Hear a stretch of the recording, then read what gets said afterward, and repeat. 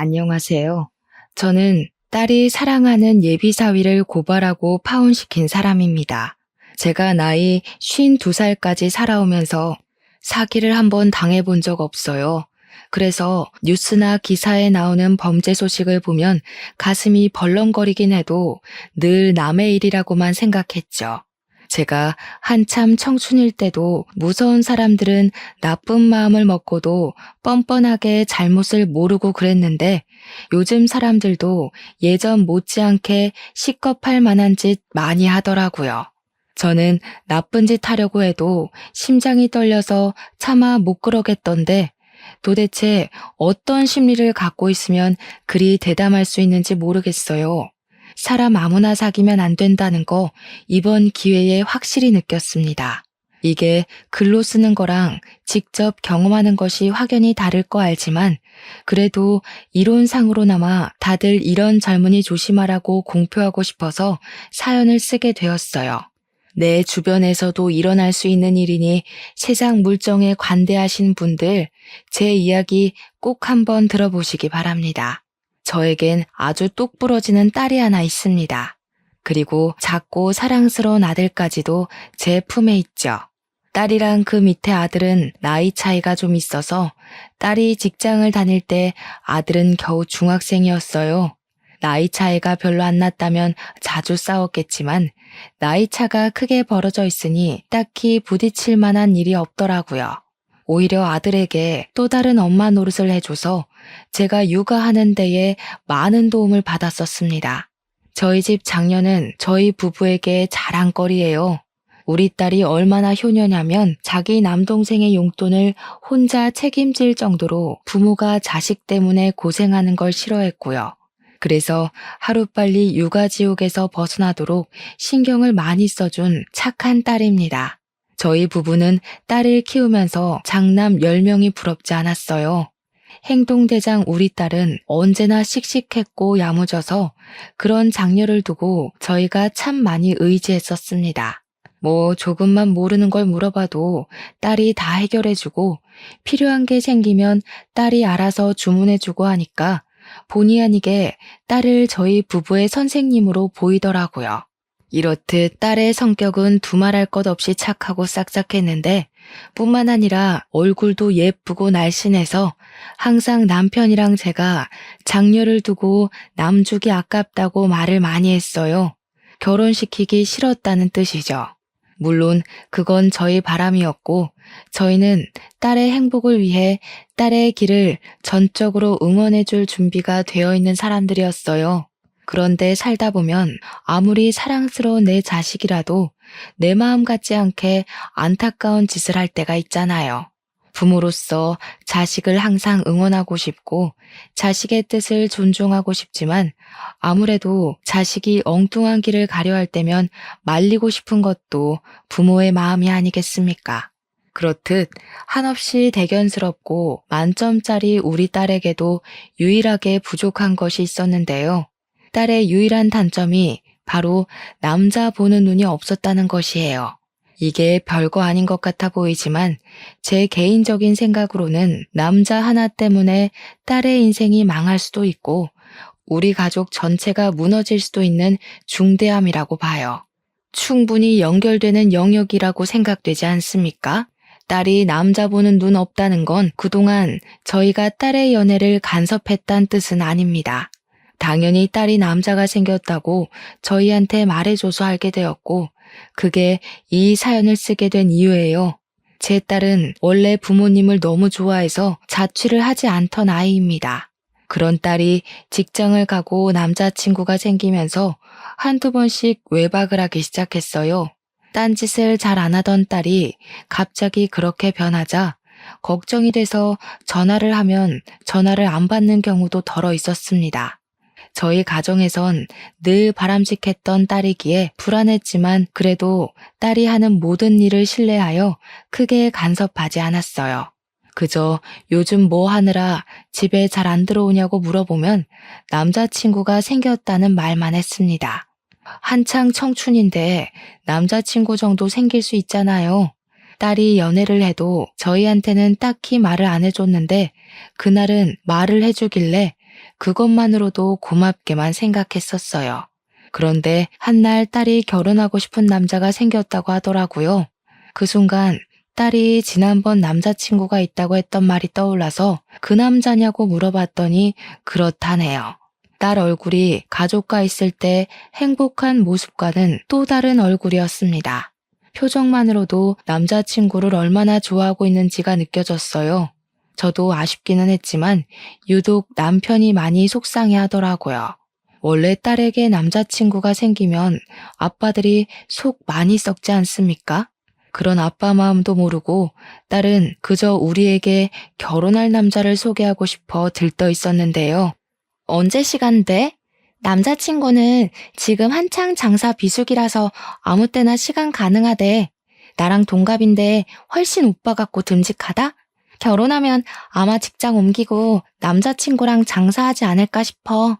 그래, 우리 딸이 선택한 남자니까 분명 좋은 사람이겠지. 엄마 아빠도 시간 언제든지 괜찮으니까 둘이서 날짜 한번 맞춰봐. 남자친구 되는 분은 뭘 좋아한다니? 이왕 식사 준비하는 거 좋아하는 걸로 해주고 싶네. 뭘 그렇게까지 대접해?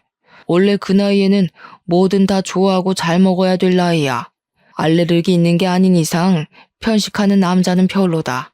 내가 저 한우 주문해 놓을 테니까 당신은 밑반찬 몇 개만 준비해요.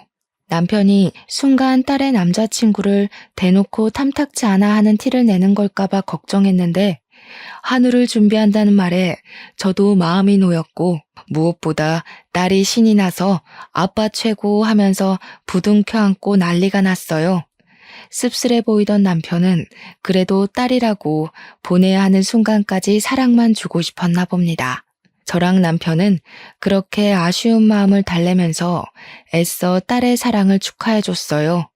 아, 물론 남편이 그날 새벽에 화장실에서 우는 것 같긴 했지만 말이에요. 저희 부부는 별로 예비 사위와의 만남이 기대되진 않았습니다. 그래서 예비 사위를 만나는 날도 별로 기다리지 않았어요. 하지만 이미 잡아놓은 날은 성큼성큼 빠르게도 다가왔고 저희는 또 한 번 속상함을 달랬죠. 딸이 예비 사위라고 데려온 총각은 겉모습이 참 번지르르한 사람이었습니다. 어느 집에서 큰 자식인지 우리 딸 못지않게 때깔이 고왔고 우리 딸이랑 아주 잘 어울리는 한 쌍처럼 보였어요. 그래도 당연히 우리 딸이 아까웠지만 일단 예비사위 첫인상만 봤을 땐 안심이 되었습니다. 이왕 결혼하는 거 상대가 외적으로도 깔끔한 사람이면 좋잖아요. 그런데 예비사위와 본격적으로 대화를 하다 보니 수려한 외모만이 장점은 아니더라고요.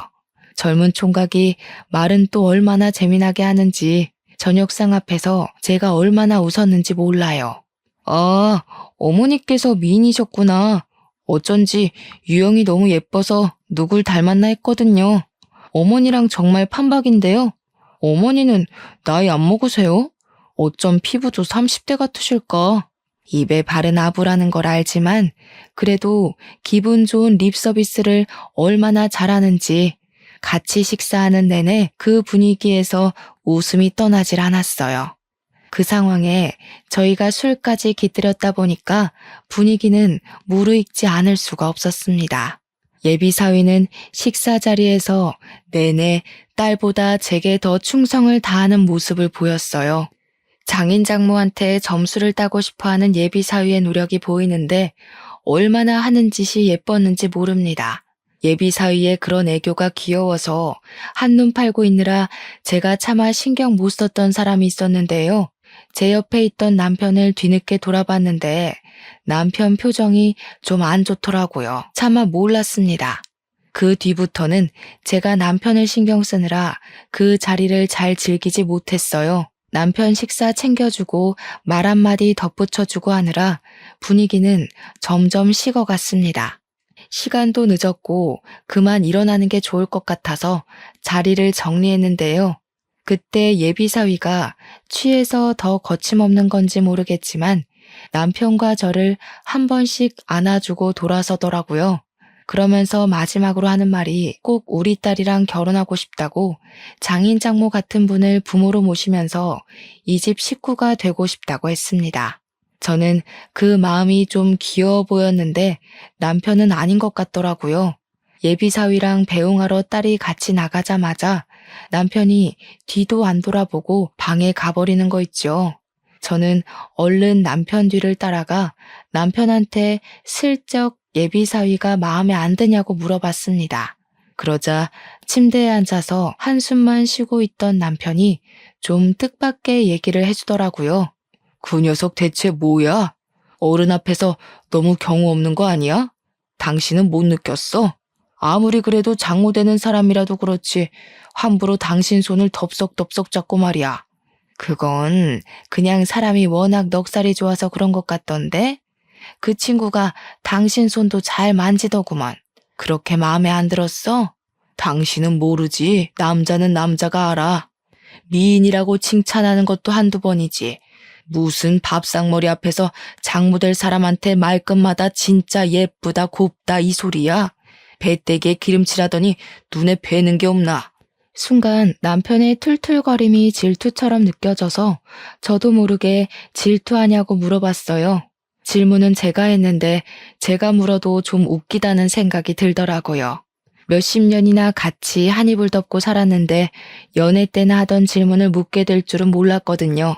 어쨌든 제 말에 남편도 얼굴이 벌개지면서 그런 거 아니라고 그냥 자기는 예비사위 인상이 계속 별로였다고만 변명했습니다. 그날 남편 반응이 너무 웃겨서 배꼽 잡느라 예비사위의 특이점에 대해선 더 이상 생각을 해보지 못했어요. 다 늙은 나이에 남편과 이런 대화도 할 수 있어서 너무 신선했고 오히려 그런 건더기를 준 예비사위가 다시 한번 더 기특하기만 했습니다. 그리고 다음날 예비사위가 딸이랑 또 우리 집에 놀러 왔을 때였어요. 근데 지난날에 남편이 예비사위 태도로 한 소리해서 그런지 그날 저도 모르게 예비사위 태도에 신경이 쏠리더라고요. 예비사위는 처음에 살갑게 행동했던 것처럼 그날도 음식하는 제 옆을 맴돌면서 이것저것 도와주려고 했는데요. 가만 보니까 남편 말대로 진짜 저를 아무렇지 않게 만지더라고요. 칼질하고 있는데 갑자기 옆에서 제 손 얘기로 물꼬를 트더니 순식간에 제 손을 잡아가며 또 칭찬을 해줬습니다. 볼 때마다 너무 신기해요, 장모님. 진짜 손만 보면 아가씨인 줄 알겠어요. 장모님만의 젊은 비결이 따로 있는 거예요? 유영이도 유독 나이에 비해 동안이잖아요. 남편 말만 아니었으면 이런 장난도 그저 예비 사위의 유쾌한 농담으로 넘겼을 텐데 희한하게 그날은 첫 대면과 기분이 달랐습니다. 남편 경고가 컸던 것 같아요. 예비사위가 별다른 짓을 한 것도 아닌데 그냥 찜찜하게 다가오더라고요. 저는 아닌 척 예비사위의 손길을 슬쩍 빼면서 옷에 음식물 튄다고 가서 다른 일 좀 도와달라며 예비사위를 거실로 보내버렸습니다. 근데 생각할수록 이게 맞는 건가 싶더라고요. 그냥 내 딸의 배우자 될 사람이고 우리에겐 예비사위인데 제가 이런 불순한 방향으로 엄한 사람을 경계하는 게 좀 이상하다는 생각이 들었어요. 예비사위가 제게 찝적대는 것 같다는 남편의 말이 사실도 아니고 어른이 돼서 괜히 쓸데없는 오해 때문에 우리 식구 될 사람을 대면대면하는 건 좀 아니라 생각이 들었다는 겁니다. 게다가 우리 딸이 데려온 사람인데 우리 애가 어디 개념 없는 남자를 몰고 왔겠습니까? 이러다 괜히 생사람만 잡는 것 같아서 저는 금세 생각을 고쳐먹었어요. 그러니 예비사위의 친밀감이 또 그냥 별것 아닌 애교로만 보이더라고요. 물론 남편은 여전히 예비사위에게 크게 마음을 안 줬습니다. 그래서 예비사위도 장인어른을 좀 어려워하는 것 같았고 가까이 잘 못 가더라고요.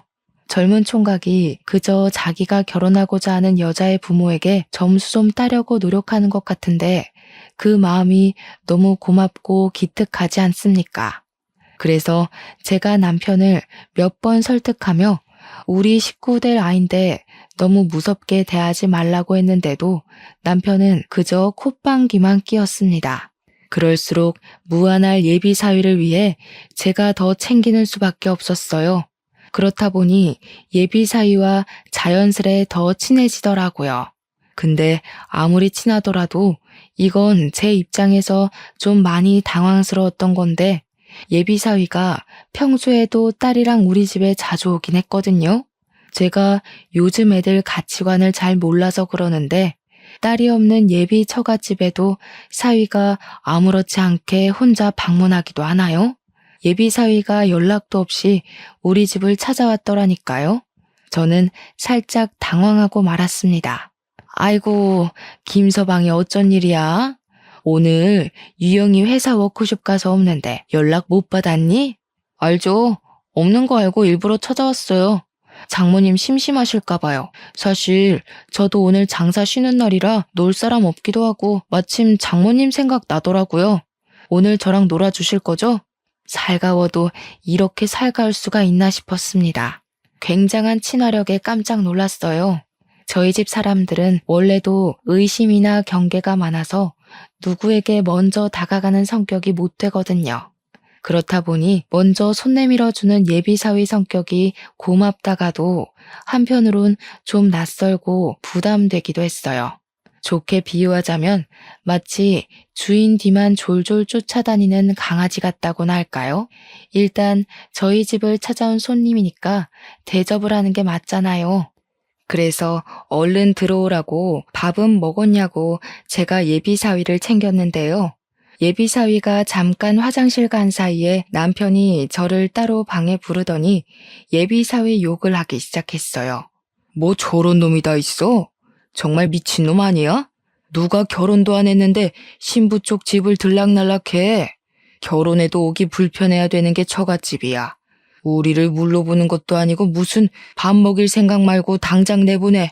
나쁜 의도로 찾아온 거 아니잖아. 다른 집 사위들은 아예 처갓집 대문짝만 봐도 가기 싫어서 마누라랑 싸우기도 한다는데 그런 거 생각하면 우리 사위는 얼마나 기특해. 마음 좀 좋게 먹어봐요. 언제까지 이렇게 미워하려고. 이러면 우리 딸도 속상해해. 저는 흥분한 남편을 최대한 진정시켰습니다. 제 눈에는 예비 사위가 진짜 말 그대로 넉살이 좋고 우리를 좋아해줘서 적극적인 것 같았거든요. 남편의 의심을 잠재우느라 그 시간 얼마나 진땀을 뺐는지 몰라요. 그래도 남편의 흥분을 잠재우긴 했지만 마음은 돌리지 못해서 방 밖으로 끌어내진 못했습니다. 남편은 빈정이 상해 방에서만 TV를 봤어요. 어렵게 찾아온 예비사위를 다시 돌려보낼 수가 없어서 할 수 없이 제가 예비사위와 같이 시간을 보냈습니다.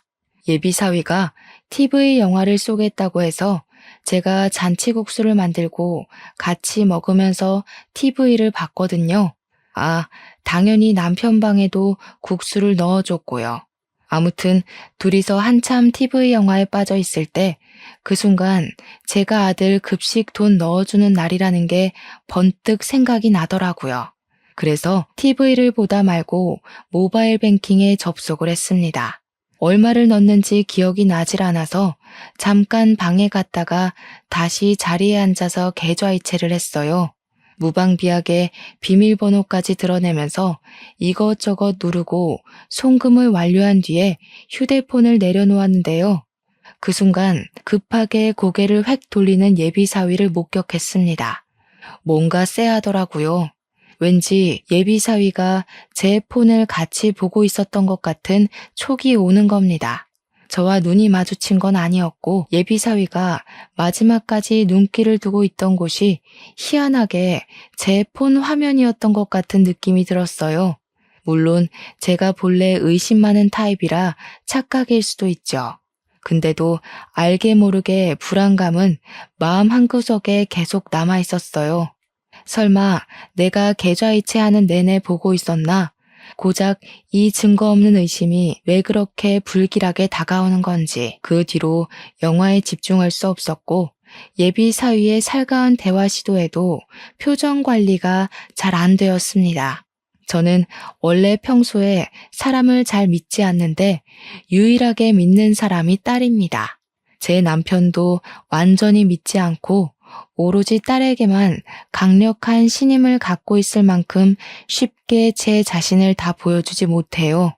그래서 예비 사위에게도 적당한 맞대응만 해줬던 거지 그놈을 믿고 말고 할 만큼 그런 사이는 아니라고 생각했어요. 그런 상황에서 예비 사위에게 의심 먼저 들어버리니 예비 사위와 겨우 가까워진 사이가 급격히 벌어지고 말았지 뭡니까. 하지만 그럼에도 제가 어쩌지 못했던 건 예비 사위는 딸이 선택한 남자잖아요. 제 기분이 찝찝하더라도 딸보다는 제 판단이 잘못됐을 가능성이 더 크다고 보고 그냥 넘겨야만 했습니다. 그렇게 상견례를 날짜까지 잡고 저랑 남편은 상견례 때 입을 옷을 맞추기 위해 백화점을 방문했어요. 직원에게 복장을 추천받고 결제를 하기 위해 카드를 내밀었는데 직원이 카드를 긁더니 한도 부족이라고 하더라고요. 그럴 리가 없어서 다시 한번 해보라고 부탁을 했는데 계속 한도 부족이래요. 제가 분명 집에서 나올 때 1,000만 원 정도의 잔액이 든 카드를 들고 나왔거든요. 직원한테 계속 부탁하는 것도 민폐고 직원도 난감해하길래 급하게 뱅킹 조회를 해봤는데요. 충격이게도 겨우 7,000원 돈만 남아있더라고요. 이게 어떻게 된 일이지 싶어 일단 옷 사는 건 보류하고 집으로 돌아와야 했습니다. 저와 남편은 집에 오자마자 혹시 돈을 다른 곳에 옮겨둔 건 아닌지 뱅킹이랑 통장을 뒤져서 확인했어요. 남편도 큰 돈이 없어진 거라 꽤 놀라서 경찰 신고하자고 난리더라고요. 대체 우리 말고는 손댈 사람이 없는데 그 돈이 어디로 솟은 거야? 딸내미도 그 통장 모르잖아. 당신 정말 그 계좌에 돈 둔 거 맞아? 우리 말고는 이 통장을 모른다. 남편의 이 발언을 듣는 순간 제 머릿속에 무섭게 떠오른 사람이 있었는데요. 바로 예비 사위였습니다. 제 마음속에 내내 남아있던 불길함이 있었잖아요. 예비 사위가 저희 집에 혼자 찾아온 날 저랑 같이 나란히 앉아서 TV를 보고 있을 때 예비 사위가 제 폰을 몰래 훔쳐봤던 게 그리 불안했는데 그게 왠지 1,000만 원 실종과 연관이 있을 것 같더라고요. 하지만 그건 그저 제 추측일 뿐 심증만 있고 물증은 없던 상태가 아닙니까? 다짜고짜 예비 사위를 붙잡아다가 몰아붙이는 건 자칫 딸과의 사이마저 틀어질 수 있는 위험이라고 생각을 했어요. 그래서 저는 차라리 딸에게 직접 물어보자고 마음먹었습니다. 현명한 딸이라면 제가 이런 고민을 얘기했을 때 분명 똑소리 나는 해결책을 줄 거라고 생각했어요. 근데 제가 딸을 너무 믿었던 거죠. 그날 생전 처음으로 딸의 낯선 이면만 마주하게 되었는데 딸이 뭐에 신 것처럼 얼마나 무서웠는지 모릅니다. 고작 그런 걸로 예비 사위를 의심해? 걔가 엄마 폰 받는지 안 받는지 확실한 증거가 있는 것도 아니잖아. 다 엄마 망상 아니야? 괜히 생사람 잡지 마. 그 사람이 뭐가 아쉬워서 우리 집 돈을 훔쳐. 그 사람 연매출 억 단위야. 망상이라니. 그때 분명 엄마가 이체하는 걸 훔쳐보는 것 같더라니까. 너도 없는데 우리 집 찾아온 것도 이상하지 않아? 아빠가 계속 그놈 어딘가 의심스럽다고 했었거든. 그건 아빠가 내 남자친구 마음에 안 드니까 일방적으로 모욕하는 거고 말 조심해. 내 남자 욕하는 건 나 무시하는 거나 마찬가지야. 아무리 마음에 안 들어도 그렇지 어떻게 사위 될 사람을 도둑놈으로 몰 수가 있어? 사람 보는 눈도 없으면서 자꾸 이러면 나 몰래 결혼할 거야. 전적으로 예비 사위 편을 들면서 저한테 대드는 딸의 모습을 보는데 너무 충격적이더라고요. 우리 딸은 사춘기 때도 부모님께 효도하던 착한 아이였거든요. 고작 몇 달 만난 남자친구 때문에 부모한테 바락바락 소리치며 입도 뻥끗 못하게 하는 딸을 보고 저랑 남편은 크게 서운했어요. 어떻게 부모가 1,000만 원이 털렸다는데도 자기 남자만 신경 쓸 수 있는 걸까요? 딸한테 이런 표현을 쓸 줄은 몰랐는데 그 순간 서운함을 넘어 정까지 떨어질 뻔했습니다. 그 뒤론 딸에게 감히 예비 사위에 대해 언급하지 못했어요. 그냥 제가 직접 사위를 시험해보는 게 낫겠다고 생각을 했습니다. 그리고 그 다음날 어김없이 우리 집을 찾아온 사위한테 저는 일부러 1,000만 원 도둑 맞은 걸 고스란히 알려주었어요. 이 일을 어쩌면 좋으니? 이렇게 큰 돈을 도난당했을 땐 어떻게 해야 되는 거야? 자네는 사장하는 사람이라 젊고 똑똑하니까 이런 일에 대해 잘 알지 않아? 자네가 경찰에 좀 신고해주라. 나는 손이 떨려서 도무지 뭐라고 말도 잘 못할 것 같아서. 네, 장모님, 일단 신고하는 게 좋겠어요. 어떡해요. 진짜 놀라셨겠어요. 우선 저한테 맡겨주세요. 제가 알아서 신고 접수할게요. 저는 예비 사위한테 신고를 부탁하면서 일부러 표정을 살피려고 했습니다. 직접 신고를 부탁했던 것도 일종의 미끼였어요. 예비 사위가 훔친 게 맞다면 당연히 경찰에 신고를 안 할 거라고 생각했거든요. 그리고 그 다음날 제가 따로 경찰서에 전화해서 어제자로 신고 들어온 게 있냐고 물어봤습니다. 피해액이 1,000만 원인 절도 사건이라고 했는데 경찰이 그런 신고 들어온 거 없다고 하더라고요. 이건 빼도 박도 못하는 증거이다 싶어서 저는 이 통화 내용을 퇴근하고 온 딸에게 들려줬어요. 딸이 처음에는 제가 또 예비 사위를 의심하는 것 같자 성질을 내려고 했습니다. 그런데 제가 들려주는 통화 녹음을 다 듣더니 살짝 당황한 얼굴이더라고요. 이것 봐라. 내가 분명 그놈한테 신고해달라고 했고 그놈도 신고했다고 했잖아. 너도 그 자리에서 들었으니 알 거 아니야. 근데 왜 신고 접수가 안 됐냐고. 이래도 김서방이 안 수상해? 오해한 거겠지. 경찰들이 신고를 한두 건 받는 것도 아닌데 경찰 실수로 누락됐을 수도 있는 거잖아. 그냥 내가 다시 신고할게. 만약 남자친구 짓 아니면 엄마 아빠 가만 안 둬? 나 집 나갈 거야?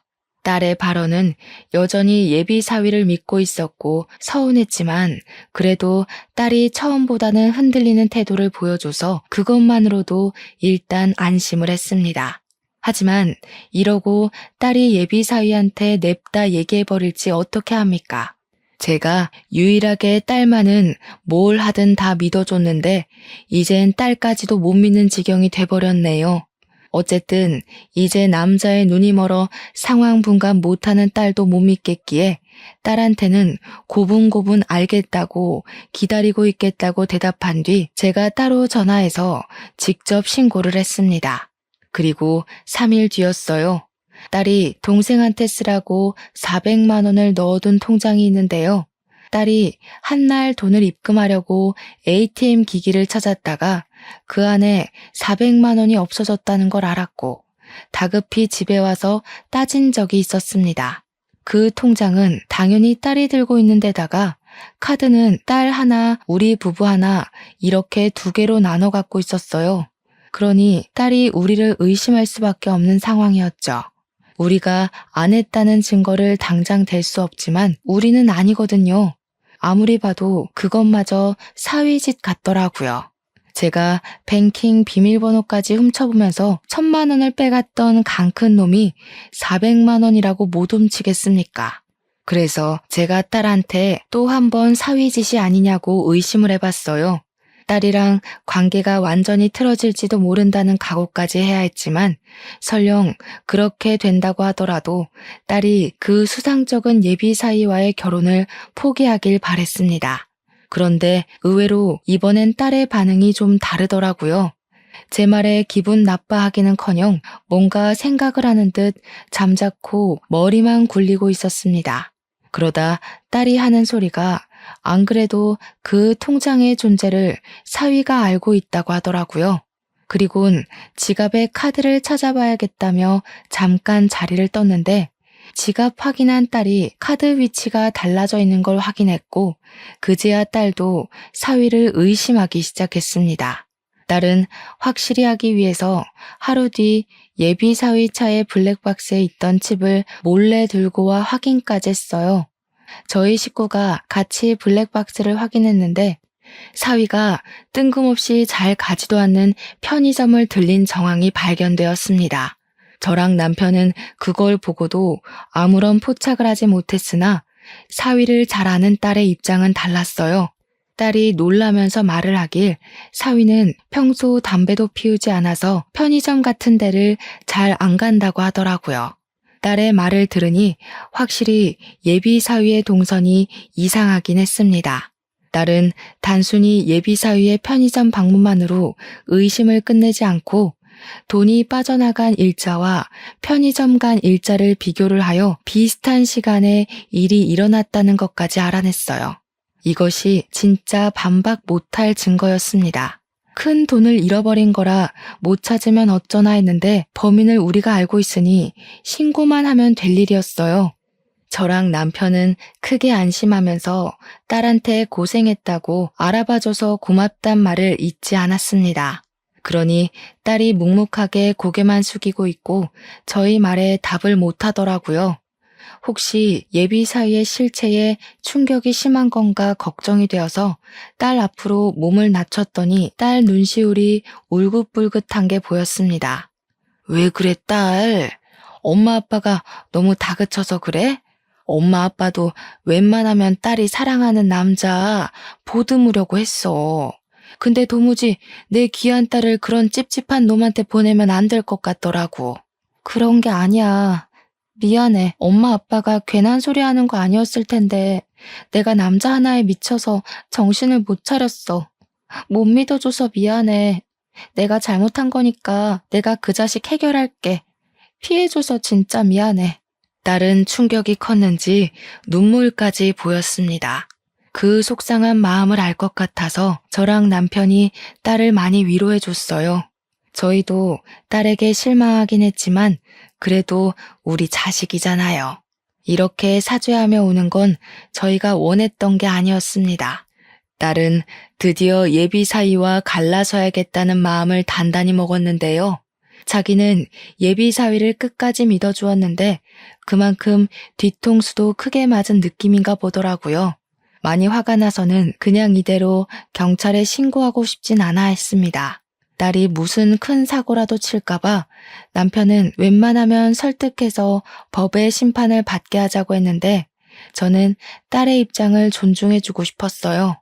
그래서 딸에게 뭘 하든 네가 다치지 않는 선에서 코를 납작하게 눌러주라며 응원했습니다. 그 뒤로 딸이 예비 사위를 데리고 집에 올 때마다 돈 얘기를 자꾸 했어요. 예비 사위가 충분히 숨막힌다고 느낄 수 있을 정도로 집요하게 도난당한 돈에 대해서 토론하는 시간을 만들었습니다. 우리 집 식구들이 몇 번 그렇게 찔러봤기 때문인지 사위가 어느 순간 눈치가 보였는지 갑자기 저희 집 오는 발길을 끊더군요.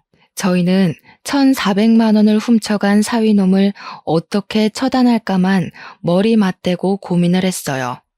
그래서 딸이 생각한 방법이 있는데 좀 추접스럽습니다. 우리도 우리지만 특히나 딸이 사위를 용서 못하겠다고 최대한 추접스럽게 벌을 주고 싶다 그랬거든요. 우습게도 때마침 TV에 변비약이 방영되고 있었는데요. 그 순간 딸이 설사하기 좋겠다고 소리치더라고요. 우리 딸이 남자 보는 눈만 없었지 참 똑똑한 아이기 때문에 저랑 남편은 다시 딸을 믿었고 딸이 시키는 대로 따랐습니다. 그리고 우리는 예비 사위를 다시 집으로 불러들여야 됐어요. 아들 생일이라 뻥치고 식사 자리에 가장에 예비 사위를 초대하게 되었죠. 아직 우리 딸이랑 결혼 생각이 있는 건지 예비 사위가 우리 집 행사에 참석은 하더라고요. 남의 집 돈 훔쳐가 놓고 여전히 결혼할 마음을 갖고 있다는 게 진짜 뻔뻔스럽지 않습니까? 저는 딸이 시킨 대로 예비 사위 미역국에만 설사약을 잔뜩 탔어요. 사위는 초반에 들어오면서 쭈뼛거리며 우리 눈치를 보는 것 같더니 우리가 별일 없이 살갑게 대해주자 완전 경계를 놓더라고요. 그때 되니까 친화력 좋은 예비 사위가 사실은 세상 멍청한 놈이라는 것이 얼마나 잘 보였는지 모릅니다. 예비 사위는 다시 우리 식구 사이에서 대화를 주도하며 혼자 신나서 맛있다고 밥을 퍼먹었어요. 우리 아들한테도 생일 선물이라고 돈을 챙겨주더군요. 저 돈도 사실은 우리 돈일지 아닐지 모르는 거 아닙니까? 생각해보니 우리 돈이라고 봐야겠네요. 1,400만 원을 돌려주지 않았으니 예비 사위에게 매여있는 그만큼의 몫은 당연히 우리 거여야 되잖아요. 식사를 거의 마무리해갈 때쯤 저는 아들에게 더러운 꼴을 보이고 싶지 않아서 먼저 방에 들어가 있으라 했습니다. 그렇게 40분 정도 되었을 때였어요. 사위가 한 번씩 화장실을 가기 시작하더니 나중에는 화장실을 나오자마자 다시 들어가길 반복하는 겁니다. 배앓이를 시작한 거겠죠. 처음엔 저희에게 양해를 구하던 예비사위도 계속 배가 아프니 나중에는 제 탓을 하기 시작하더라고요. 사람이 본능적으로 자기 목숨의 위협을 느끼면 본색이 나오는 법 아니겠습니까? 장모님, 저한테 무슨 짓 한 거죠? 그런 게 아니면 왜 나만 이러는 건데요? 다 멀쩡한데 나만 이 난리인 게 아무래도 이상하잖아. 제 음식에 뭘 탄 거예요? 어머머, 얘 말하는 것 좀 봐라. 내가 뭘 했다는 증거도 없으면서 그리 무섭게 몰아세우는 거니? 이렇게 예의 없는 사람이었어? 음식에 장난질하는 사람한테 무슨 예의를 지킵니까? 무슨 짓 했는지 당장 말해요. 사람한테 해코지 했다고 신고하기 전에. 신고 얘기가 나오자 저는 오히려 어처구니가 없어서 웃음이 나왔습니다. 누가 누굴 신고한다는 건지 우습더라고요.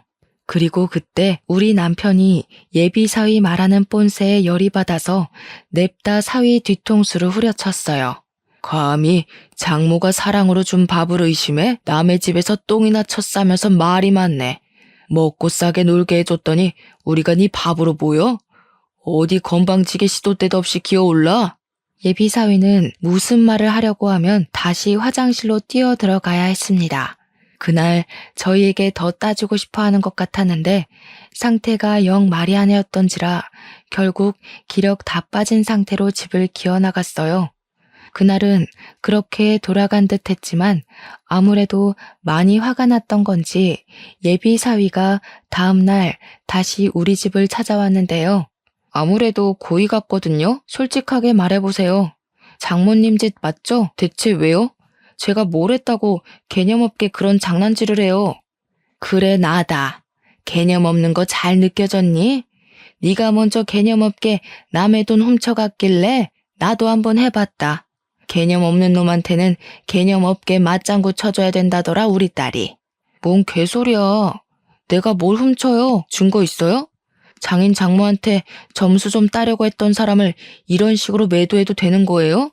증거 있든 말든 중요하니? 이미 네가 어제 나를 파렴치한 가해자 취급하지 않았어? 그런 장모가 앞으로 뭘 더 할 줄 알고 겁도 없이 장가를 오겠대? 네가 1,400만 원 훔쳐간 거 맞잖아. 그렇게 원하는 증거도 다 갖고 있는데 계속 발뺌하지 마라. 네 처지만 더 불쌍해질 뿐이야. 알아보니까 억대 자산가도 아니더구먼. 이건 딸한테 들은 새 소식이었는데 딸이 예비 사위한테 뒤통수 맞고 예비 사위의 실체가 자기가 아는 것과 얼마나 다른지 뒷조사를 좀 했더라고요. 그렇게 발견한 사실이 장사 매출 연 억대라는 게 거짓이라는 거였어요. 장사치는 맞지만 실상은 팔이 날리는 꼴이었고 적자가 나서 폐업 위기를 맞고 있는 상태였다는 겁니다. 딸이 모를 수밖에 없었던 건 예비사위가 자기 친구한테 부탁해서 잘 나가는 친구 매장을 마치 자기 것인 것처럼 연기를 했다네요. 알아낼수록 얼마나 기가 찬 놈이던지. 하긴 그렇게 뻔뻔한 짓을 한 놈이니까 증거가 있다는데도 이렇게 얼굴색 하나 안 변하고 범행을 발뺌하는 거겠죠. 어디서 자꾸 구라를 치는지 모르겠네. 증거가 있다고요? 증거가 있을 리 없죠. 나는 범인이 아니니까. 대체 나한테 왜 이래요? 내가 그동안 알랑방귀 끼면서 구토 나올 것 같은 칭찬도 해줬잖아요. 쭈글쭈글한 아줌마한테 아가씨 같다고 칭찬하는 게 어디 쉬운 줄 알아요? 어쩜 이렇게 통했을까. 우리도 너 겉만 번지르르하고 두둥아리 너무 싸게 놀려서 우리 딸 짝으로 턱없이 부족하다고 생각했거든. 그냥 꼬리 잘 흔드는 똥개 같더라고. 근데 그걸 자기가 사위 노릇 잘한다고 착각하는 게 얼마나 웃기던지. 저도 이렇게 막말하는 게 힘든 사람이었지만 예비 사위처럼 하찮은 사기꾼한테 더 하찮게 보이고 싶지 않아서 최대한 예비 사위를 개무시해줬습니다. 그리곤 어쨌든 네가 1,400만 원 가져가는 바람에 돈 없어져서 결혼 못하게 됐다며 파혼을 선언했고, 앞으로 우리 집도 대문도 돌아보지 말라고 부정 탄다고 쐐기를 박아줬어요. 그러자 예비 사위가 제 말을 비웃으면서 웃기는 소리 말라고 1,400만 원 없어도 이 집 잘 사는 거 다 알고 있다고 떵떵거리대요. 유영이랑 재산 다 깠거든요. 엄청 애지중지하는 딸이라면서요. 그럼 장인어른 장모님 둘이서 이 집 팔아서라도 결혼식 해줘야죠. 솔직히 두 분은 살 만큼 살았잖아요. 남은 생인 딸이 더 잘 살도록 어떻게든 퍼부어주려고 해야지. 그딴 배짱도 없는 부모면서 딸 아낀다고 말할 수 있어요? 예비 사위는 갈수록 더 미친 망언을 내뱉기 시작했습니다. 그러자 방에 숨어서 우리 대화만 듣고 있던 남편이 분노를 못 참고 뛰쳐나왔어요. 혹시라도 남편이 예비 사위에게 손찌검하면 예비 사위가 괜히 신고하는 만에 난동 부릴 것 같아서 제가 남편더러 방에 숨어 있으라고 했거든요. 뛰쳐나온 남편은 역시나 바로 예비 사위의 멱살을 잡았습니다. 금방이라도 한 대 칠 것처럼 눈을 부릅떴지만 제 말을 기억하고 있는 건지 함부로 예비 사위에게 손을 대진 않았어요. 이 정신 나간 놈이 듣자 하니까 갈수록 정신 나간 소리만 해대네. 재산을 다 깠다는 놈이 네 주머니에 똥파리 날리는 건 왜 말 안 했냐? 거지 새끼라서 우리 집 와가지고 밥 처먹고 실실거렸나 본데 그걸 우리가 몰라서 내버려둔 줄 알아? 젊은데도 고작 깡통밖에 안 되는 네가 불쌍해서 내버려둔 거야. 아씨, 말 심하게 하시네. 누가 깡통이라는 거예요? 그러는 장인어른이야말로 깡통 아닙니까? 멍청하게 두 눈 뜨고 1,400만 원 뺏겼잖아요. 자기 주머니 간수도 못하면서 어디서 가짜는 꼰대질이야? 남편은 결국 참지 못하고 예비 사위를 주먹으로 내리쳤습니다. 남편이 제 말을 지키지 않았지만 저도 그 순간 예비 사위의 만행을 더 이상 못 참아주겠더라고요. 주먹 한 대 맞고 얼얼하게 서 있는 예비 사위의 발등을 콱 밟아버렸습니다. 그러자 예비 사위가 비명을 지르면서 구부러지더라고요. 쓰러진 예비 사위를 남편이 다시 붙잡고는 결정적인 발언을 했는데 예비 사위가 우리들 공격에 머리 끝까지 열받았는지 마찬가지로 결정적인 멘트를 날려주는 겁니다. 네가 지금 똑똑해서 1,400만 원 잘 훔쳐냈다는 거냐? 고작 남의 돈 훔쳐서 입에 풀칠하는 새끼면서 뭘 그렇게 있는 척 똑똑한 척이야? 비렁뱅이다 보니 눈앞에 있는 돈이 담이 났나 본데 내 딸한테 돈 보고 접근했지? 돈에 미쳐서 지 앞날에 뭐가 기다리는 줄도 모르는 멍청한 놈. 그래봤자 네 남은 인생은 깜빵이야. 뭐요? 설마 나를 경찰에 신고한 거예요? 저 자식처럼 생각해준다면서요. 어른이 돼가지고 왜 거짓말을 해요? 아니, 돈도 많은 사람이 그 1,400만 원 좀 없으면 어때서요? 사위 사정이 어려우면 좀 지원해줄 수도 있는 거 아닙니까? 어차피 우리 결혼하면 줄 돈이라면서요. 그걸 미리 빼간 건데 뭐가 잘못된 건데요? 흥분한 사위는 남편이 미끼를 던진 줄도 모르고 스스로 자백을 해버렸습니다. 예비 사위가 명확하게 자백까지 해줄 줄은 몰랐는데 잘 됐다 싶더라고요. 그 순간 타이밍 좋게 경찰이 우리 집을 방문했습니다.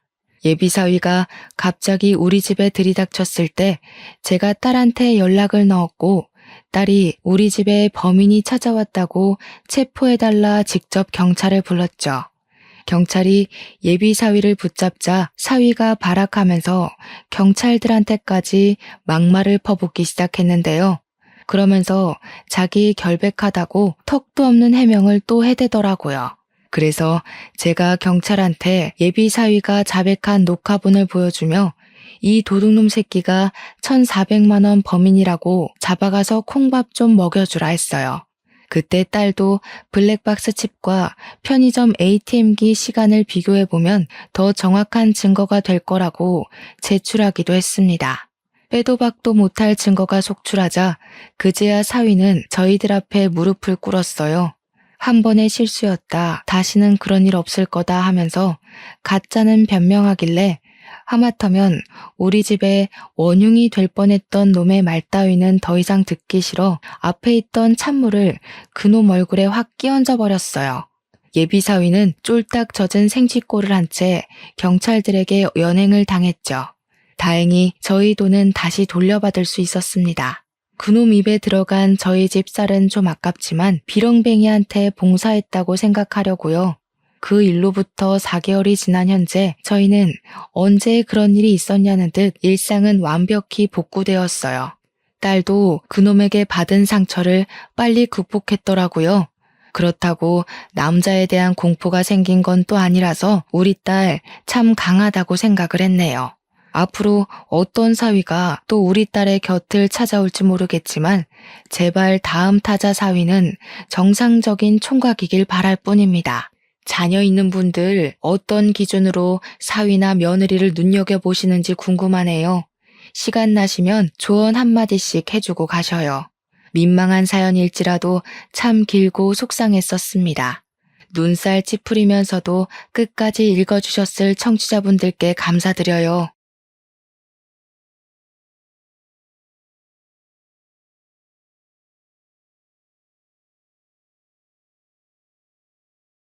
안녕하세요. 저는 이제 막 40대가 된 여성입니다. 아이는 없고 지금 이혼 절차를 밟는 중이에요. 정말 남편과 더는 살 수가 없어서 이혼을 진행하고는 있지만 막상 혼자 살려니 걱정이 되어 이렇게 용기를 내 사연을 보내요. 여러분은 혹시 디지털 노마드라고 들어보셨나요? 디지털 노마드는 회사라는 정해진 공간에서 일해서 돈을 버는 사람이 아닌 컴퓨터나 스마트폰 등을 이용해서 공간의 제약을 받지 않고 자유롭게 생활을 하며 돈을 버는 사람들을 이야기해요. 다시 말해 프리랜서의 개념이죠. 디지털 노마드는 코로나 사태 이후 업무 처리 방식이 크게 바뀌면서 활성화가 되었습니다. 디지털 노마드가 참 의미도 좋고 빠르게 변화하는 세대에 맞는 방식이기는 하지만 저와 남편은 이 디지털 노마드로 인해 매일 싸우고 실망하다가 이혼까지 생각하게 되었어요. 저와 남편은 10년 전 같은 회사에 다녔어요. 남편은 성실하고 일도 잘하고 말도 잘하는 사람이라 회사 내에서 평판이 좋은 사람이었습니다. 저는 남편의 그런 모습에 끌렸고 마음에만 두고 있다가 회사 송년회 자리에서 급속도로 친해지게 되었어요. 그 뒤로 사적인 연락을 종종 주고받다가 연인이 되고 결혼까지 하게 되었답니다. 결혼한 후 바로 아기를 갖고 싶었지만 아기가 생기지 않았어요. 병원에서 갖가지 검사를 했지만 아무 이상이 없었습니다. 의사 선생님은 저와 남편의 몸에 이상이 없어도 스트레스를 많이 받아 임신이 어려울 수도 있다고 해서 저는 다니던 회사까지 관두고 병원에 다니고 운동을 하며 아기를 가질 몸을 만들려고 했어요. 하지만 그래도 아기는 저희 부부에게 오지 않더군요. 그렇게 5년 정도 지나니 저도 남편도 지칠 대로 지쳤습니다. 우리는 노력할 만큼 했으니 이젠 자연스럽게 아기가 생기면 정성스럽게 키우고 생기지 않으면 굳이 아기를 갖기 위해 굳이 애쓰지 말자고 합의했어요. 그래도 저는 워낙 아기들을 좋아했던 터라 길 가다가 아기가 보이면 저도 모르게 자꾸 눈이 가고 손이라도 한번 잡아보고 싶은 마음이 들더라고요. 그래서 아기를 많이 볼 수 있는 어린이집 교사가 되기로 했습니다. 2년간 공부를 해서 자격증을 취득했고 그 뒤 집 근처 어린이집으로 취업을 했어요.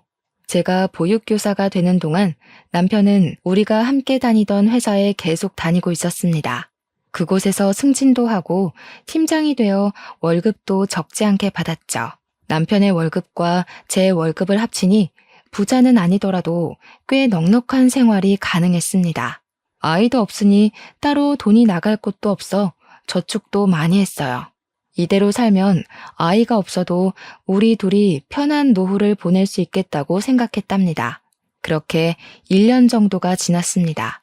어느 날 남편이 앞으로 회사 생활이 너무 힘들어질 것 같다고 하더라고요. 그동안 잘 다니고 있었는데 무슨 말인가 했더니 제가 회사에 다닐 때부터 계셨던 사장님께서 연세도 드시고 몸도 안 좋아지셔서 사장님의 아들이 남편의 상사로 입사를 하게 되었다고 해요. 그런데 사장님의 아들이 남편보다 나이도 어리고 현장 경력도 적은데 남편에게 사사건건 잔소리를 하더랍니다. 그런데 이 잔소리가 업무 중 실수를 해서 하는 말이라면 기분이 나쁘지 않을 텐데 잠깐 화장실을 가거나 다른 팀 사람과 커피 마신다고 잠시 자리를 비운 거 가지고 눈치를 그렇게 준대요. 그리고 회사 업무가 없는 날에는 6시에 정시 퇴근을 하고 일이 많은 날에만 야근했는데 일이 없어서 정시 퇴근을 하는 것조차도 뭐라고 하더랍니다. 남편은 다른 사람이라면 참지 않고 할 말 다 하겠지만 사장님 아들이라 뭐라고 하기도 좀 그렇다고 하더라고요. 그래도 일단 우리의 미래를 위해서 참고 다니기는 하겠는데 언젠간 자신이 크게 폭발할 것 같다고 했습니다. 저는 남편이 자존심이 강한 사람이라 이런 상황이 정말 참기 힘들 텐데 그래도 우리 가정을 위해 참고 다닌다는 것에 너무 고마웠습니다. 그래서 남편에게 매일 아침 저녁을 잘 챙겨주며 스트레스 받아도 힘내라고 위로와 응원을 했죠. 그런데 남편이 가면 갈수록 점점 더 힘들어했어요. 잠도 잘 못 자고 밥도 잘 못 먹고 스트레스로 인해 온몸에 두드러기까지 생기는 등 보기 너무 안쓰러울 정도로 힘들어 하더라고요. 결국엔 남편이 이제 더는 이 회사 못 다니겠다고 조금 쉬었다가 아는 형님이 하시는 회사에 들어간다고 했습니다. 저는 우리가 키울 아이가 있는 것도 아니고 빚이 좀 있기는 하지만 당장 생활이 어려울 정도는 아니며 저도 어린이집에서 일하며 돈을 벌고 있으니 그렇게까지 스트레스를 많이 받으면 관두고 좀 쉬라고 했어요. 정말 이대로 있다가는 남편에게 무슨 일이 날 것만 같았거든요. 남편은 제 말에 바로 회사에 사표를 냈고 한 달 후 인수인계를 마치고 회사를 그만두었습니다. 남편은 아주 후련한 표정으로 집에 와서 저녁에 맥주를 마시며 그동안의 스트레스를 날려버렸어요. 정말 몇 달 만에 남편이 환하게 웃는 모습을 보며 저도 돈이 적더라도 이렇게 사는 게 행복이지라고 생각했답니다. 다음 날 제가 어린이집에 9시까지는 출근을 해야 해서 8시 반에 집에서 나와야 하는데 남편은 그 시간까지 잠을 자고 있었습니다. 그리고 6시에 퇴근하고 집에 오니 라면 봉지, 과자 봉지에 음료수 캔이 바닥에 뒹굴고 있고 남편은 핸드폰으로 영화나 유튜브를 보며 놀고 있더라고요. 저는 지저분한 집 상태를 보고 조금 짜증이 났지만 그래도 거의 10년 만에 쉬는 건데 푹 쉬게 놔두자는 생각으로 아무 불평 없이 밥을 하고 집을 치웠어요. 한 일주일 정도는 남편이 아무것도 하지 않고 놀고 먹기만 해도 그동안 열심히 일했으니 쉬고 싶을 것으로 생각하며 남편을 이해했습니다. 그런데 시간이 흘러도 남편은 매일 놀고 먹기만 하고 회사에 나갈 생각조차 하지 않더라고요. 하루는 너무 답답하고 짜증이 나서 도대체 회사는 언제부터 다닐 것이냐고 물었습니다. 그랬더니 아는 형님의 회사에 원래 가려고 했는데 회사가 사정이 안 좋아져서 급여를 맞춰주지 못하겠다고 했다는 거예요. 그래서 형님의 회사는 못 가고 대신 지금 다른 곳에 알아보고는 있다고 했습니다. 그런데 옆에서 보니 이력서를 내는 것 같지도 않고 아무것도 안 하고 유튜브 영화만 온종일 보고 있더라고요. 그렇게 한 달 정도가 또 지났어요. 남편이 진지한 표정으로 이제는 남의 밑에서 일하기는 싫고 본인 사업을 하고 싶대요. 솔직히 사업을 해서 성공하면 정말 많은 돈을 벌지만 그렇게 성공하기까지 매우 힘들고 어렵잖아요. 사업을 키우기까지 많은 투자도 필요하고요. 당장 우리에게 뭐가 있는 것도 아닌데 갑자기 남편이 사업 이야기를 하니 조금 놀랐습니다. 그래서 제가 남편에게 갑자기 웬 사업이냐고 물으니 유튜브를 보다가 컴퓨터로 집에서 일하는 디지털 노마드에 대해 알게 되었는데 회사로 출근하지 않아도 되고 집에서 돈을 벌 수 있어서 꼭 해보고 싶다는 거예요. 이야기를 들어보니 집에서 인터넷 되고 컴퓨터만 있으면 앉아서 돈을 번다는데 아주 솔깃할 만한 내용이기는 하더라고요. 그럼 앞으로 어떻게 할 것이냐고 물으니 일단 사업자를 내고 쇼핑몰을 열어서 위탁 판매를 하겠다고 했습니다.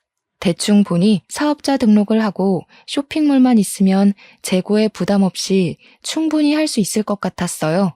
게다가 이 일에는 정년이 없고 언제 어디서든 마음만 있으면 충분히 할 수 있으니 나쁘지 않아 보였답니다.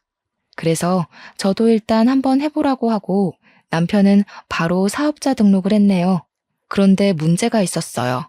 남편은 유튜브나 영화는 잘 찾아보지만 인터넷 뱅킹이나 컴퓨터로 하는 업무에 대해서는 서툰 편이에요. 회사에 다닐 때는 생산팀이라서 컴퓨터를 잘하지 못해도 상관없었는데 쇼핑몰 관련 업무는 컴퓨터로만 하는 일이었거든요. 저는 솔직히 이런 남편이 과연 잘할 수 있을지 조금 걱정이 되었습니다. 그래도 남편이 단단히 마음을 먹은 것 같았고 남편도 컴퓨터 앞에 앉아서 뭘 하기는 하길래 열심히 해보라고 하며 저는 집안일을 했죠. 그런데 남편이 자꾸 저한테 이것저것 물어보더라고요. 사실 저도 집에만 있는 것이 아니다 보니 빨리 집안일을 마치고 재미있는 TV 프로그램을 보고 좀 쉬고 싶었어요. 하지만 남편은 인터넷 쇼핑몰의 가입 및 입점부터 상품 등록까지 모든 것을 다 제게 물어보더라고요. 저도 이 일은 처음 보는 일이라 몰라서 같이 유튜브 영상을 보고 인터넷 글을 찾아보며 함께 했어요. 솔직히 너무 피곤하고 번거롭기는 했지만 그래도 남편이 돈을 벌기 위해 새로운 일을 하겠다는데 도와줘야겠다는 생각이 들더라고요. 그래서 짜증 부리지 않고 제가 아는 선에서 최선을 다해 도와줬죠. 그렇게 남편과 저는 함께 힘을 모아 남편의 이름으로 사업자 등록을 하고 쇼핑몰도 열고 상품 등록도 하며 필요한 모든 준비를 마쳤어요. 그런데 한 달이 지나도 주문이 하나도 들어오지 않더라고요. 유튜브에서는 바로 주문이 들어올 것처럼 이야기했지만 실제로는 아무 소득이 없었습니다. 매출이 계속 0원이자 남편은 불안했는지 쇼핑몰 창업 관련 인터넷 강의를 결제해서 공부를 본격적으로 해보겠다고 했어요. 그런데 인터넷 강의 비용이 10만 원에서 몇백만 원까지 다양하더라고요. 저는 우리가 처음으로 하고 아직 기본도 모르니 그냥 10만 원짜리 강의를 들어보자고 했습니다. 하지만 남편은 저와 생각이 달랐어요. 몇백씩이나 받고 강의를 하면 강의의 질이 다를 것이고 어차피 우리는 쇼핑몰을 크게 키울 것이니 처음부터 아예 몇백만 원짜리 강의를 듣자는 거예요. 저는 그래도 지금 고정 수입이 제 월급밖에 없는 이 마당에 몇백만 원짜리 강의는 너무 부담스럽다고 했어요. 그랬더니 남편은 이렇게 몇백만 원을 투자해서 1,000만 원 이상의 가치를 내면 좋지 않겠냐고 하더라고요. 완강하고 확신에 찬 남편의 말에 결국 우리는 몇백만 원짜리 강의를 결제했습니다. 그렇게 한 달 정도 남편은 강의를 열심히 들었어요. 저도 그런 남편을 응원하며 9시부터 6시까지는 어린이집에서 근무하고 퇴근 후에는 남편과 함께 강의를 들으며 쇼핑몰에 관한 공부를 했습니다. 강의만 들으면 당장이라도 월 1,000만 원은 거뜬히 매출이 나올 것 같았어요.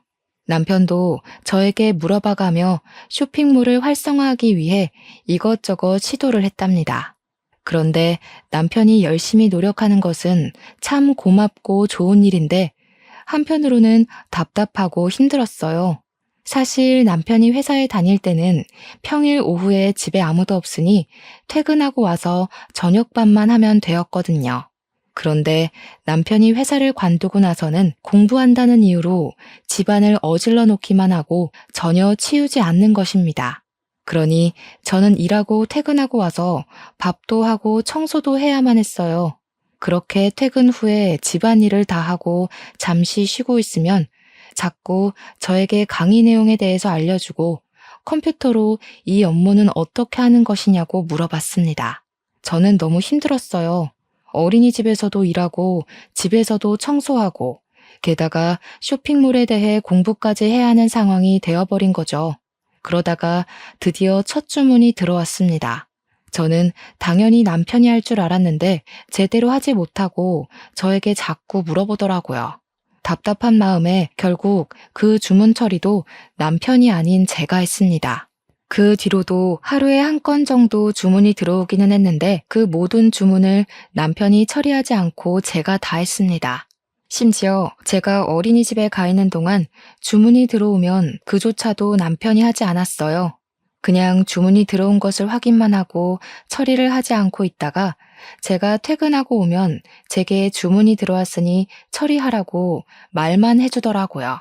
만약에 집 청소라도 깨끗이 해놓고 밥이라도 해놨으면 이해하겠지만 매번 퇴근하고 오면 집안은 어질러져 있고 남편은 제가 올 때까지 유튜브 보고 영화 보며 놀고만 있었습니다. 저는 그런 남편에게 밥을 해주고 남편이 어질러 놓은 집을 청소를 했죠. 남편이 쇼핑몰을 시작한 후로 저는 정말 눈을 뜨는 순간부터 잠을 자기 전 눈 감는 순간까지 잠시도 쉬지 못하고 하루하루를 너무 바쁘게 살았어요. 하루는 너무 답답한 마음에 남편에게 화를 냈어요. 낮에 주문 들어온 것 알았으면 네가 컴퓨터로 하면 되는 거 아니야? 도대체 왜 내가 올 때까지 기다렸다가 내가 하게 만들어? 내가 집에만 있는 사람도 아니잖아. 나보다 네가 컴퓨터 더 잘하잖아. 그니까 그냥 잘하는 사람이 깔끔하게 다 하는 게 낫지. 안 그래?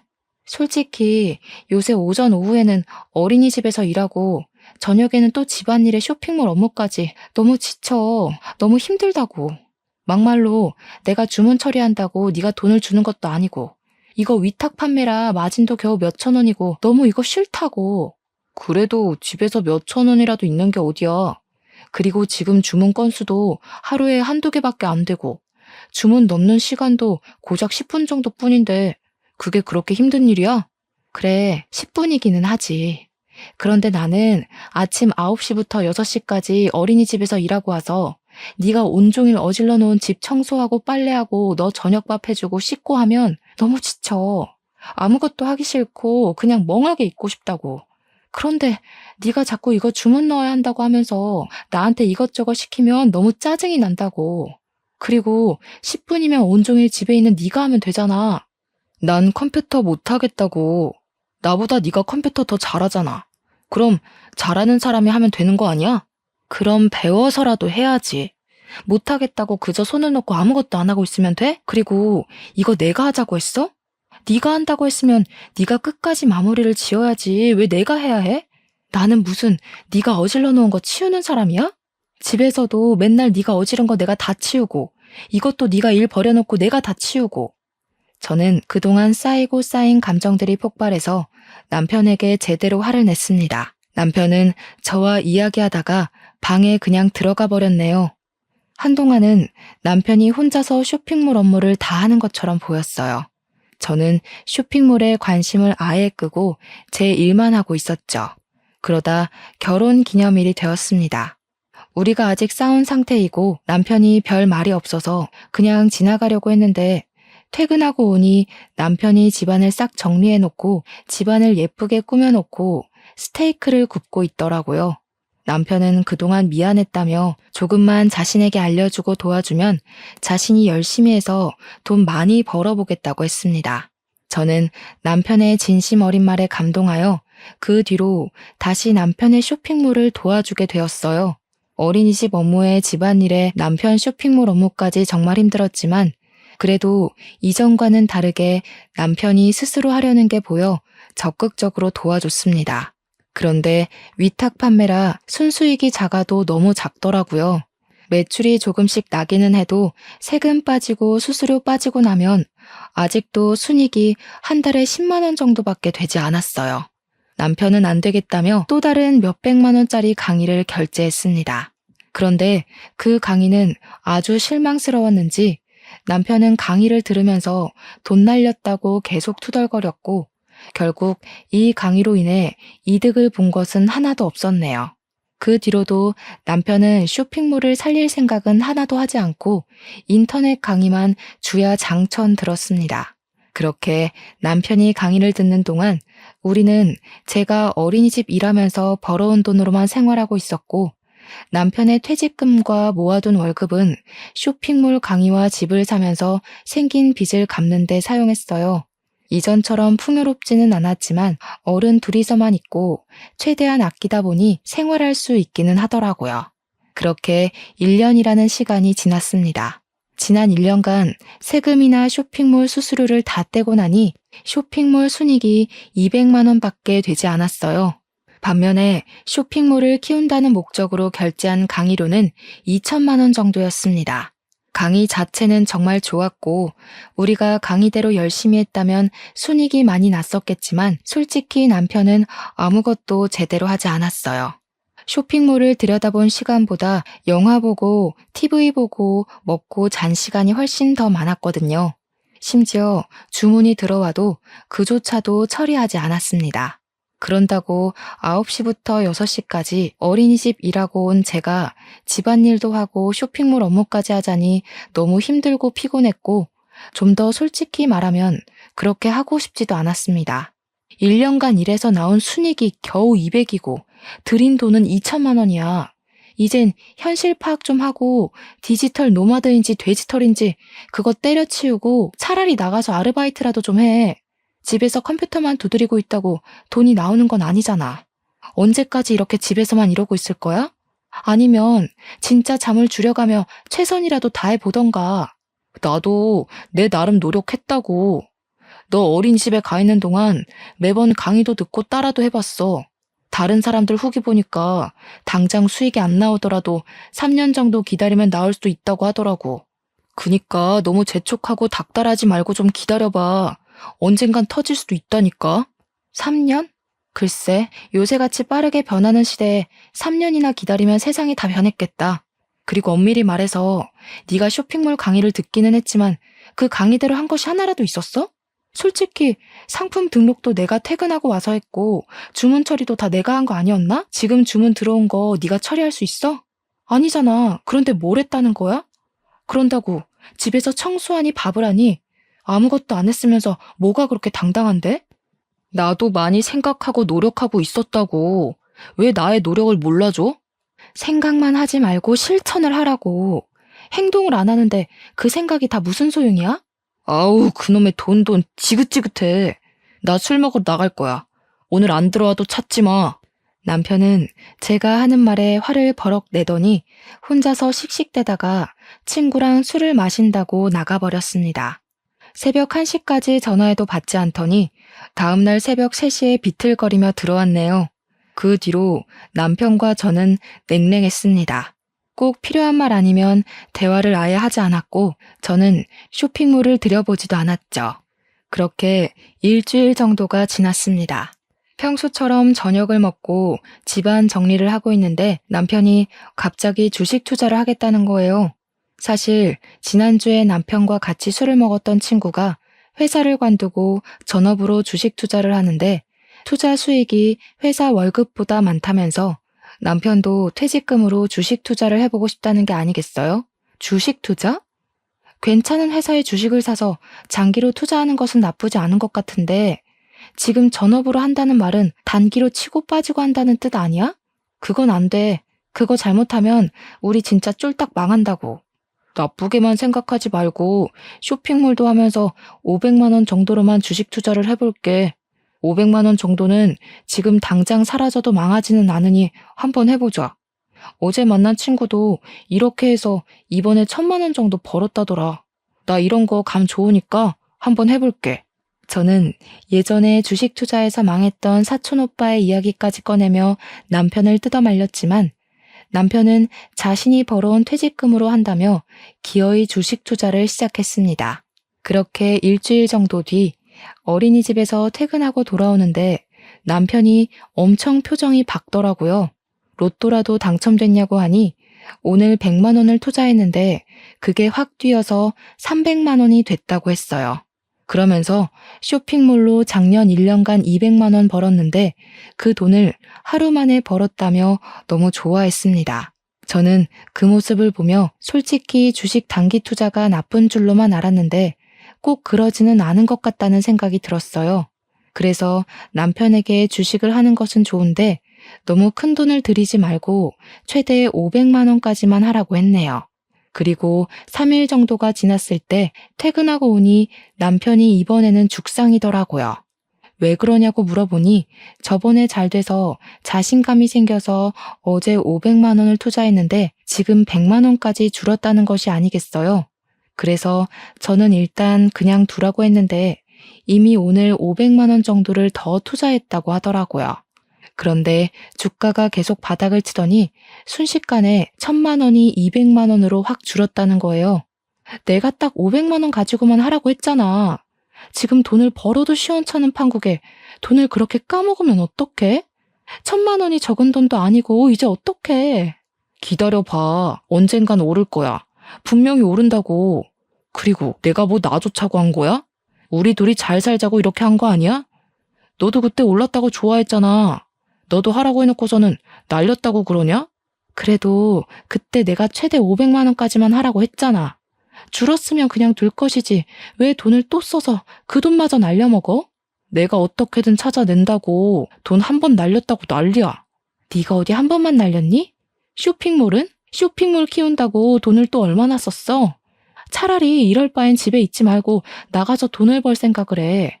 밖에서도 돈 벌기 어려운데 집에 앉아서 돈을 버는 게 말처럼 쉬운 일이겠어?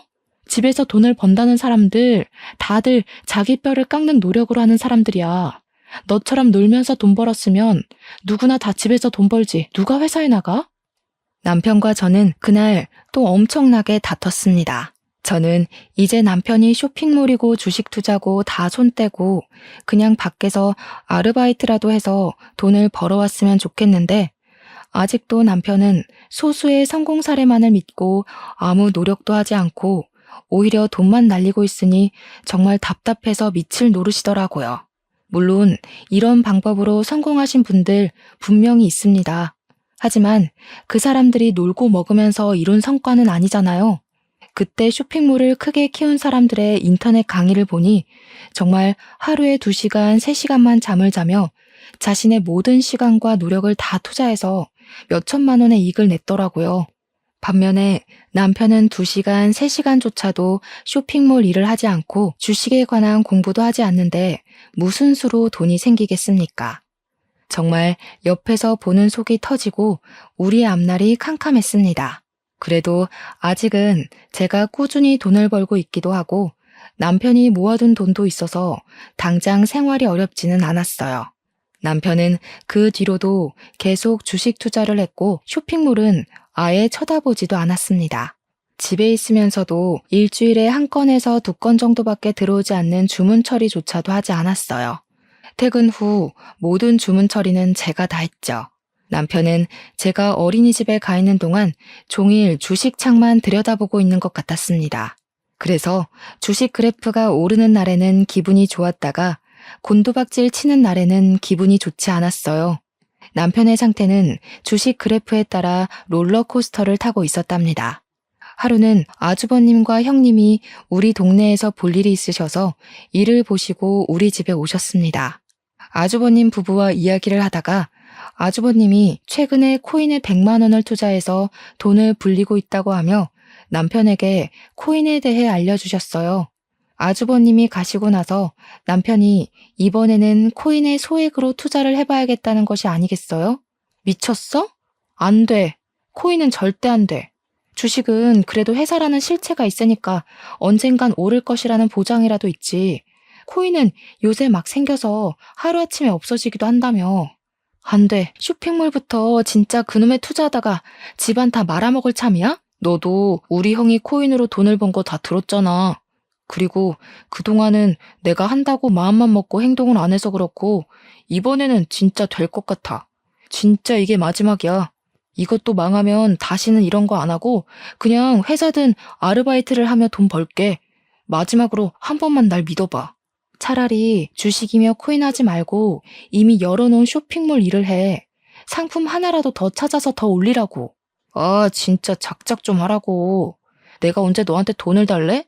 내가 모은 돈으로 한다고. 그니까 그만 잔소리해. 남편은 저의 만류를 뿌리치고 결국 코인에까지 손을 댔습니다. 코인은 주식과 다르게 365일 24시간 거래할 수 있더라고요. 그래서 거래를 하겠다고 매일 밤을 새웠습니다. 그렇게 밤을 새우고 나서 돈이라도 벌면 다행인데 표정이나 행동을 보니 돈을 버는 것 같지는 않았어요. 그렇게 이르면서도 남편은 인생은 한 방이라며 계속 코인과 주식에 빠져 정신을 못 차렸습니다.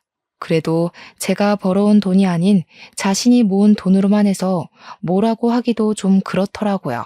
그나마 우리가 아이가 없어서 천만다행이라고 생각하며 지냈네요. 이렇게 1년이 넘게 남편이 뭐 하나 제대로 되는 것 없이 집에만 있자 친정 부모님은 남편과 저를 걱정하셨습니다. 저는 부모님이 걱정하실까봐 차마 이 모든 상황을 솔직하게 말씀드리지 못하고 그냥 인터넷 쇼핑몰 사업해서 적당히 번다고 둘러댔어요. 그러나 어쩌다 한 번씩 친정에 갈 때마다 계속 제 표정이 좋지 않고 제 목소리가 근심 걱정이 가득하자 친정 부모님은 저에게 생활비를 보태라며 한 달에 50만 원씩 보내주셨습니다. 저는 아니라고 괜찮다고 했지만 그냥 잠자코 받으라고 하시며 매번 보내주셨네요. 그렇게 저의 월급과 부모님이 주신 50만 원으로 빠듯하게 생활하던 어느 날 시어머니한테 전화가 왔어요. 시어머니는 제가 전화를 받자마자 남편이 집에 있다고 기죽이지 말라고 하시더군요. 그렇지 않아도 남편 요새 하고 싶은 거 다 하고 아주 신나게 잘 지내고 있어요. 제가 어린이집 끝나고 퇴근해서 오면 집안은 다 어질러져 있고 청소는 일절 하지도 않아요. 밥도 제가 해줘야 먹지 자기 혼자서는 라면밖에 못 먹어요. 게다가 제가 일하면서 남편 먹여 살리는데 이 정도면 저 남편한테 엄청나게 잘하는 거 아니에요? 그래도 우리 아들한테 라면은 좀 아니지. 이제 출근하면서 밥이랑 반찬도 준비해서 냉장고에서 바로 꺼내 먹을 수 있게 해라. 알겠니? 내 말 너무 고깝게 생각하지 말고 들어. 솔직히 너희 사이에 아기가 있는 것도 아니니 금방 다시 일어날 수 있을 거야. 그리고 우리 아들 평생 일만 해왔으니 이제라도 푹 쉬게 눈치 주지 말고 가장의 체면을 잘 지켜주고 옆에서 내조도 잘해주고 그래. 알겠지? 친정엄마는 조금이라도 보탬이 되라며 매번 주지 말라는 용돈도 보내주시는데 시어머니는 그래도 남편이 우리 집 가장이니 제가 내조를 해줘야 한다며 잘 챙겨주라고 하더라고요. 저의 건강이나 안부 따위는 묻지도 않으셨습니다. 저는 제가 남편을 낳은 것도 아닌데 왜 굳이 그래야 하나 하는 생각이 들었지만 여기서 더 말하면 싸움만 날 것 같아 그냥 가만히 있었답니다. 시어머니께서는 그 뒤로도 종종 저에게 전화하셔서 남편을 잘 챙기라는 말을 하셨어요. 하지만 저는 그런 이야기를 들으면 들을수록 남편이 더 꼴보기 싫어지더라고요. 지금 와서 생각해보면 그때 참지 말고 그냥 남편과 헤어졌어야 했습니다.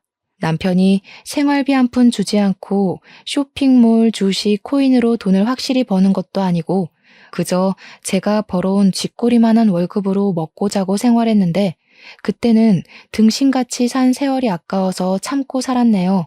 남편이 코인으로 돈을 번다고 한 지 6개월이 지났습니다. 남편과 제가 가만히 앉아서 계산을 해보니 그동안 주식이나 코인으로 번 돈보다 날린 돈이 훨씬 더 많았고 이제 남편의 퇴직금과 모아둔 돈도 다 바닥이 났어요. 남편은 다시는 주식이나 코인을 하지 않겠다고 하며 이젠 정말 쇼핑몰만 제대로 하면서 아르바이트라도 하겠다고 하더라고요. 저는 이제 드디어 정신을 차렸다고 생각했습니다. 그 뒤로 제가 어린이집에 종일 있으니 잘 모르긴 하지만 남편이 평일에 매일 어디를 꾸준히 나갔다가 오는 것 같았어요. 저는 당연히 아르바이트 한다 생각을 해서 어떤 일 하느냐고 물어봤습니다. 그런데 남편이 물어봐도 가르쳐주지를 않았어요. 아니 남도 아니고 부부 사이인데 배우자가 어디서 무슨 일을 하는지 정도는 당연히 알아야 하지 않나요? 그런데 남편이 절대 말을 해주지 않았습니다. 그리고 더 이상한 것은 남편이 담배를 피지 않는데 자꾸 옷에서 담배 냄새가 나더라고요. 그래서 요새 옷에서 담배 냄새가 나는데 혹시 담배를 피우냐고 물어보니 그게 아니라 일하는 사람이 옆에서 담배를 피워서 옷에 담배 냄새가 밴 것이라는 거예요. 솔직히 요새는 길을 걸으며 담배를 피워도 눈총받는 시대인데 누가 일하는 곳에서 담배를 피우나요?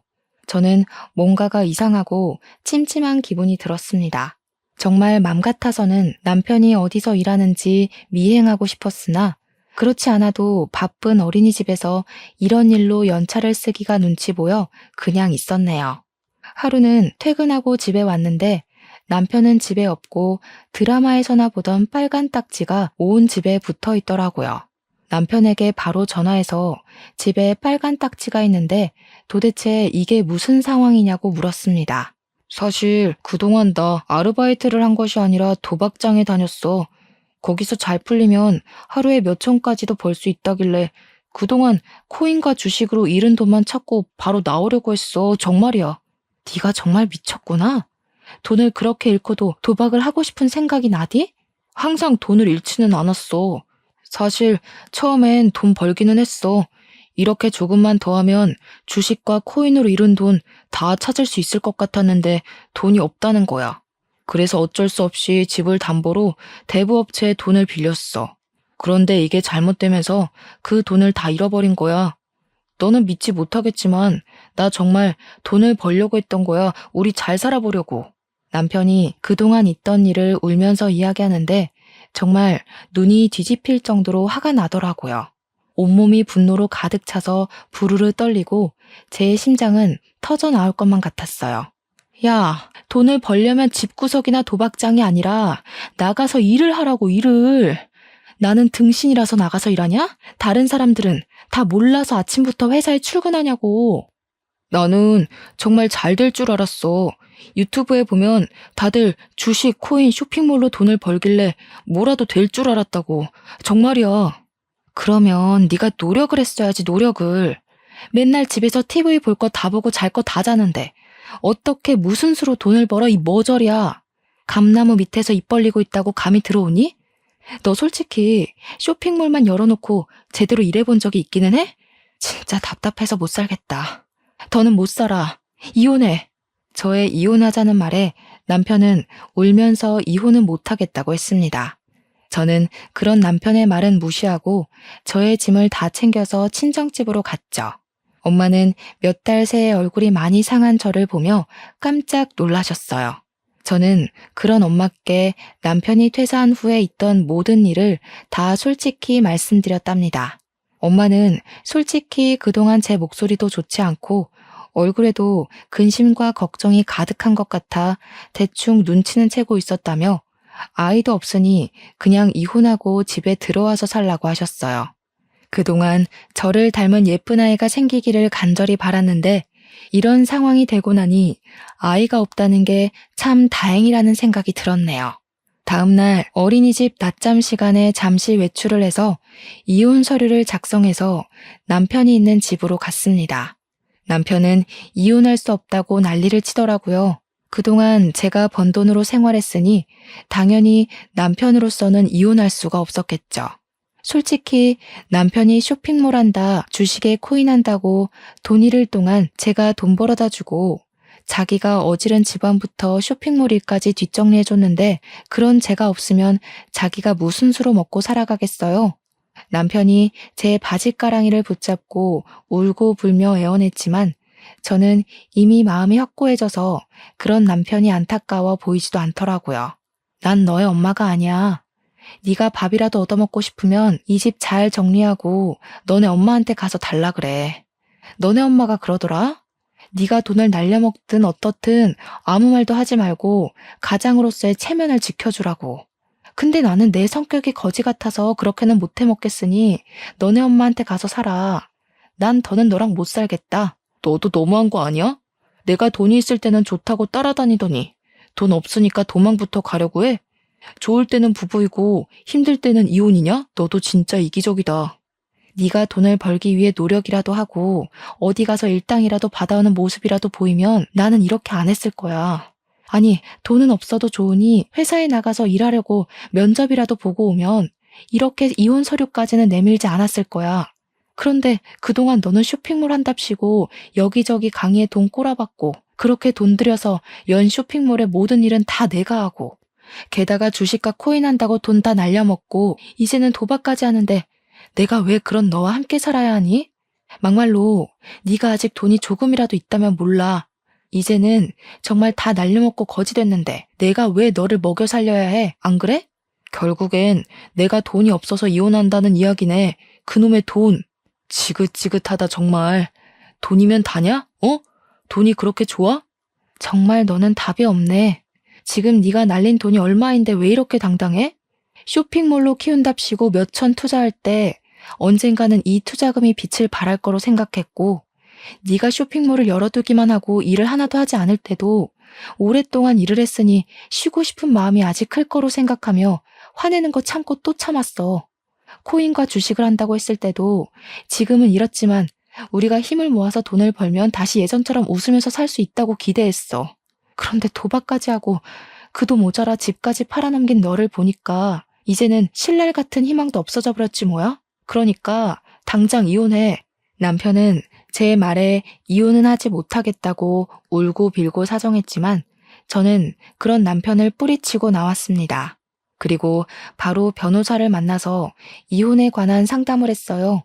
변호사님은 이혼이 가능하기는 한데 남편이 끝까지 합의를 해주지 않아 소송까지 가게 되면 여러 서류가 필요하다고 하셨어요.